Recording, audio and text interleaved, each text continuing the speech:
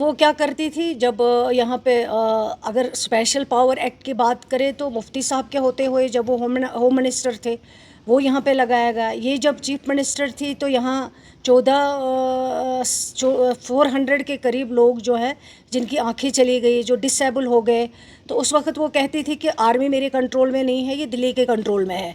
आज अगर उमर अब्दुल्ला साहब कोई जेन्युइन बात कर रहे हैं कि हाईवेज़ जो हैं वो स्टेट गवर्नमेंट के, यूटी गवर्नमेंट के अंडर नहीं है, उसको तो पीडीपी प्रेसिडेंट को मुखालफत बराए मुखालफत चाहिए। वो हर एक चीज़ के ऊपर क्रिटिसिज्म करती हैं। कोई चीज़ ऐसा बताइए जिसको इसने अप्रिशिएट किया होगा, जो इस सरकार ने इन 1 बरसों में जो अच्छा किया होगा।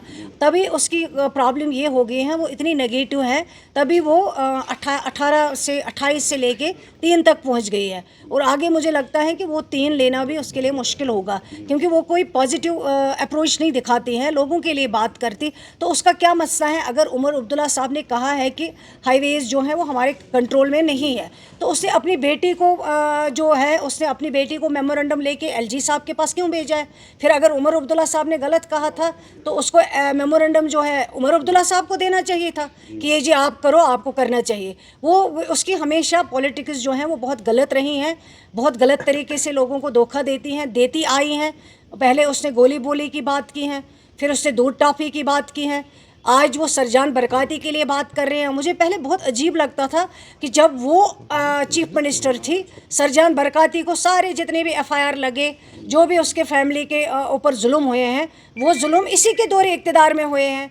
यासीन मलिक साहब को इसी की बहन ने आइडेंटिफाई किया है, हाँ जी ये वो बंदा है जिसने मुझे किडनैप करवाया है।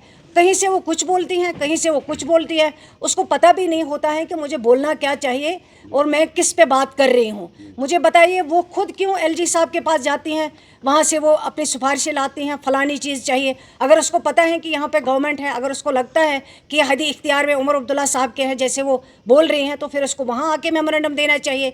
तो ये सारी चीज़ें जो हैं खुद वो इनको खुद कंट्राडिक्ट कर रही हैं अपने चीज़ों को, अपने बयानों को।